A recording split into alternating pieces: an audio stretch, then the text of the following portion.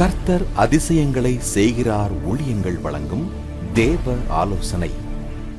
கர்த்தருடைய நாமத்திற்கு மகிமை உண்டாகட்டும்.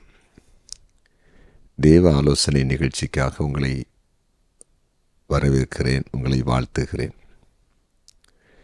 ஆண்டவர் இன்றைக்கு வேதத்திலிருந்து நமக்கு ஆலோசனை தரப்போகிறார். இன்றைக்கு நமக்கு தேவ ஆலோசனை ஆண்டவர் தரும்படிக்கு தெரிந்து கொண்டிருக்கிற வேத வசனங்கள் சங்கீதம் 12வது சங்கீதம் 1-2 வசனங்கள். இரட்சியும் கர்த்தாவே, பக்தி உள்ளவன் அற்று போகிறான், உண்மை உள்ளவர்கள் மனுபுத்திரில் குறைந்திருக்கிறார்கள். அவரவர் தங்கள் தோழரோடே பொய் பேசுகிறார்கள், இச்சக உதடுகளால் இருமனதாய் பேசுகிறார்கள். அவரவர் தங்கள் தோழரோடே பொய் பேசுகிறார்கள். இன்றைய தேவ ஆலோசனையின் தலைப்பு, உங்கள் நண்பர்கள் பேசுவது உண்மையானதா? உங்கள் நண்பர்கள் பேசுவது உண்மையானதா? தோழர்கள் என்று சொன்னால் நண்பர்கள். சங்கீதக்காரன் சொல்லும்போது சொல்லுகிறார், ஒவ்வொரு மனிதனும் தங்கள் தோழரோட போய் பேசுகிறாங்க. ஏன்னா இந்த பூமியில் உண்மையான மனிதர்கள் குறைந்திருக்கிறாங்க அப்படின்னு சொல்லுகிறத நம்ம பார்க்குறோம்.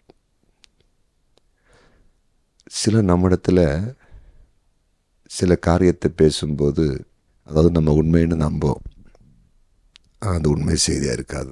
நம்ம உண்மைன்னு நம்பி சில நேரத்தில் சில காரியத்தை செய்வோம். சில நேரத்தில் சிலரை குறித்து பேசுகிற வார்த்தை உண்மை நம்பி சிலர் நம்ம பகைப்போம்.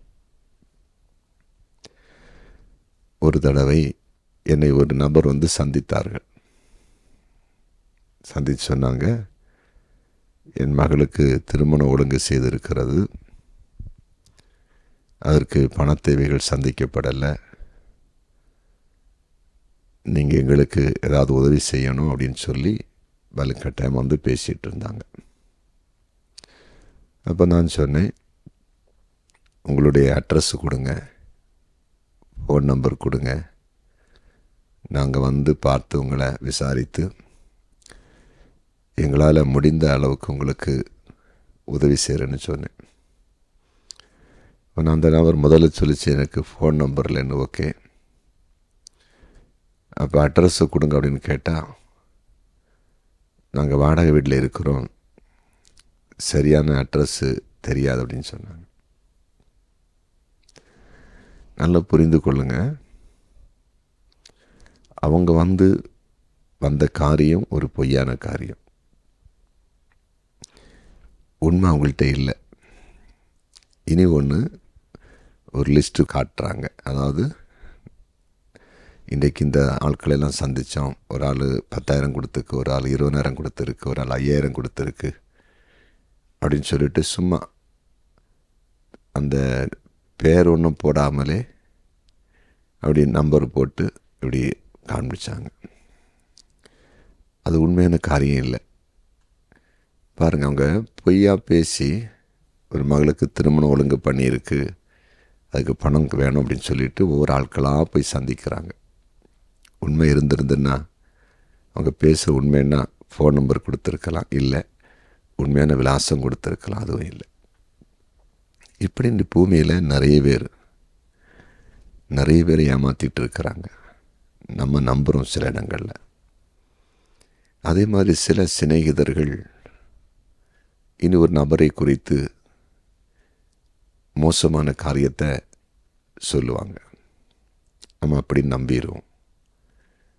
நம்பி என்ன செய்வோம், அந்த நபரை நம்ம பகைப்போம், அவங்கள தவறாக பார்ப்போம். இப்படியெல்லாம் சில காரியங்கள் நடக்கும். நீங்கள் வேதத்தை வாசித்து பார்த்தீங்கன்னா, போத்திபாருடைய மனைவி ஆதியாகமம் புஸ்தகத்தில் 39 அதிகாரத்தை நீங்கள் வாசித்து பார்த்தீங்கன்னா, யோசேப்பு வீட்டில் போகும்போது யோசேப்பின் வஸ்திரத்தை பிடித்து இழுத்தது அவதான். ஆனால் புருஷன் அவன் என்ன சொன்னா தெரியுமா? யோசேப்பு என்னுடைய வஸ்திரத்தை பிடித்து இழுத்தான்னு சொன்னான். நேரம் மாற்றி சொன்னான். அவளுடைய புருஷனாகிய போத்திபார் நம்பினான். உடனே யோசேப்பை பிடித்து சிறைச்சாலையிலே போட்டார்கள். அவள் பேசின வார்த்தை பொய்யான வார்த்தை.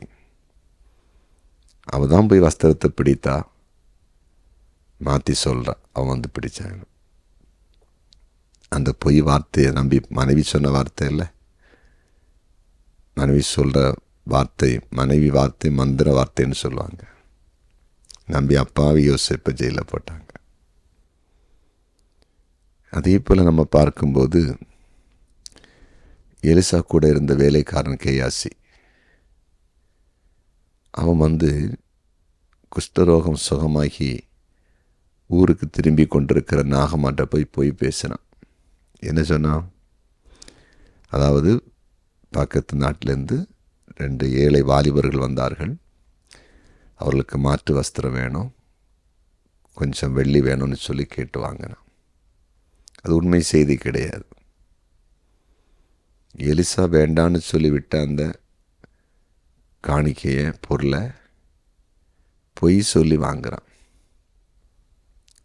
அந்த நாகமான் எப்படி நம்பினான்னா, ஒரு தீர்க்கதரிசி கூட இருக்கிறவன் பொய் பேச மாட்டான், உண்மைதான் பேசுவான், நம்பி கொடுத்துட்டான். புரியுதா? யாரு கூட யார் இருந்தாலும் பொய் பேச முடியும். ஆண்டவர் இயேசு கிறிஸ்துவோடு கூட இந்த யூதாசு தவறான காரியத்தை செய்யலையா? அவர் கூட இருந்து ஊழியம் செய்தவன் தானே. 3 வருஷம் ஊழியம் செய்தான்ல, பணாசு அவனுக்கு வரலையா?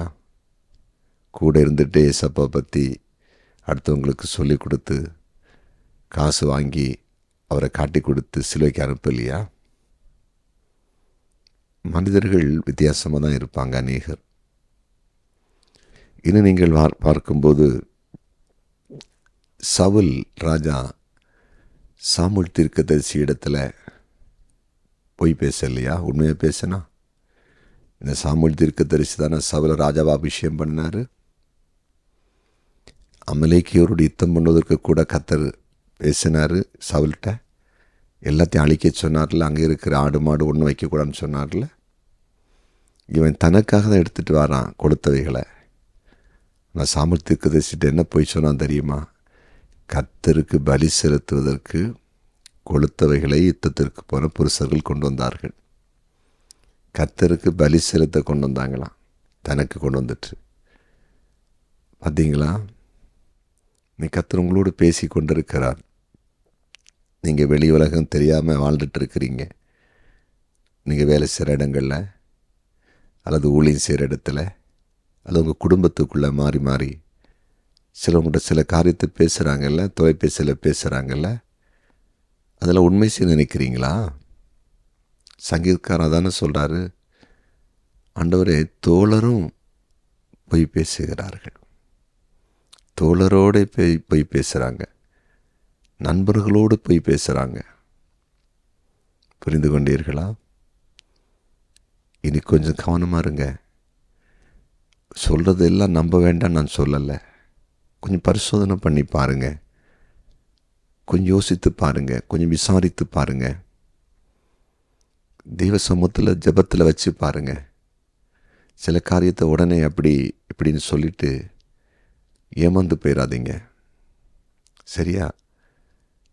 ஏன்னா பொய்க்கான காரியத்தை சொல்லி சில வேளையில் உங்கள்கிட்ட சில ஆதாயத்தை தேடுவாங்க, அல்லது சிலரை பிரிப்பாங்க. கோல் சொல்லுகிறவன் தன் பிராண சிநேகிதனையும் பிரிக்கிறான் பைபிள் சொல்லுகிறது. கோல் சொல்லுகிறவர்கள் சிலர் அப்படி தான் பிளான் பண்ணிகிட்டே இருப்பாங்க. எப்படி என்ன பேசி, தந்திரமாக பேசி எதை பண்ணலாம். தாவீதுடைய ஒரு மகன், அதாவது தாவீதுடைய ஒரு மகளை முறைக்கு மகள் அதாவது தாவீதுடைய மகனுக்கு அவன் சகோதரி. ஆனால் அவன் மேலே அவன் ஆசைப்பட்டான். அது தவறான ஒரு ஆசை. அப்போ அவன் சிநேகிதன் ஒருத்தன் தந்திரசாலி என்ன சொல்லி கொடுத்தான் தெரியுமா? வியாதிப்பட்ட மாதிரி நீ படுத்துக்குவோம், தகப்பன் வரும்போது, தாவீது வரும்போது அந்த சகோதரியை பலகாரம் செய்து தருவதற்கு அனுப்பணும்னு சொல்லு. அப்படி அனுப்பி விடும் பொழுது இவனுடைய காரியத்தை சாதிச்சிருன்னு சொல்லி கொடுத்தான். எவ்வளோ தந்திரசாலி, எவ்வளோ பொய்யான ஒரு மோசமான ஆலோசனை கொடுத்தான். யோசித்து கொள்ளுங்க. கடந்த காலத்தில் பிராண சிநேகிதர்கள் உங்களிடத்தில் சொன்ன வார்த்தையை நம்பி நீங்கள் சிறையில் ஏமாந்து போயிருந்தா, யாராவது காணாமல் பகைச்சிருந்தா சற்று யோசித்து பாருங்கள். கொஞ்சம் சுதாரித்து கொள்ளுங்கள். இனிமேல் அப்படி ஏமாந்து போகாதீங்க. யார் பேசினாலும் என் தோழன் தானே, என் நண்பன் தானே, என் சிநேகிதி தானே, கரெக்டாக தான் பேசுவாங்கன்னு சொல்லி இந்த பூமியில் தீமையான காரியத்துக்கு ஆளாகாதீங்க. ஜாக்கிரதையாக இருங்க. கர்த்தர் உங்களை நடத்துவார். ஜெபிப்போமா? ஜெபிக்கலாம். எங்கள் அன்பு தகப்பனே,